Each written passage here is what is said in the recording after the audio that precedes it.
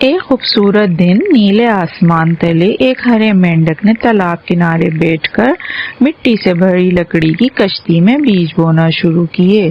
اس کے پاس بیجوں کی ایک چھوٹی سی تھیلی تھی۔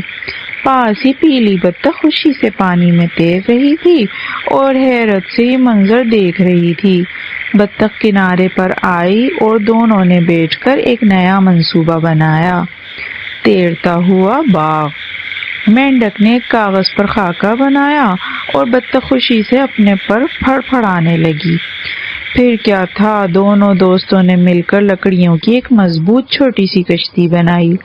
مینڈک بیلوں سے لکڑیاں باندھنے لگا اور بطخ اپنی چونچ میں مٹی اور کنول کے پتے لا رہی تھی۔ دونوں بہت خوش تھے، ایک بہترین ٹیم کی طرح۔ کچھ دیر بعد تیرتا ہوا باغ مکمل ہو چکا تھا۔ اس پر چھوٹے پودے، پھول اور سبزیاں اگنے لگیں۔ بطخ خوشی سے پانی میں تیر رہی تھی اور مینڈک خوشی سے پودے لگا رہا تھا۔ اچانک نرم لہریں زور پکڑنے لگیں اور کشتی دھیرے دھیرے ایک چھوٹے سے آبشار کی طرف بڑھنے لگی۔ مینڈک گھبرا گیا۔ بطخ فوراً اڑتے ہوئے مدد کو پہنچی۔ مینڈک نے ایک رسی کو بطخ کی طرف پھینکا اور بطخ نے اسے پکڑ لیا۔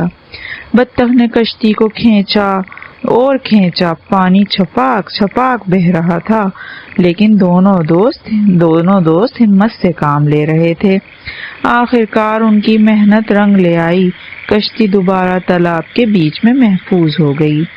سورج غروب ہو رہا تھا، ارد گرد سنہری روشنی چھا گئی تھی۔ مینڈک اور پیلی بطخ تیرتے ہوئے باغ پر بیٹھے مسکرا رہے تھے اور کنارے سے دوسرے جانور حیرت سے یہ خوبصورت نظارہ دیکھ رہے تھے۔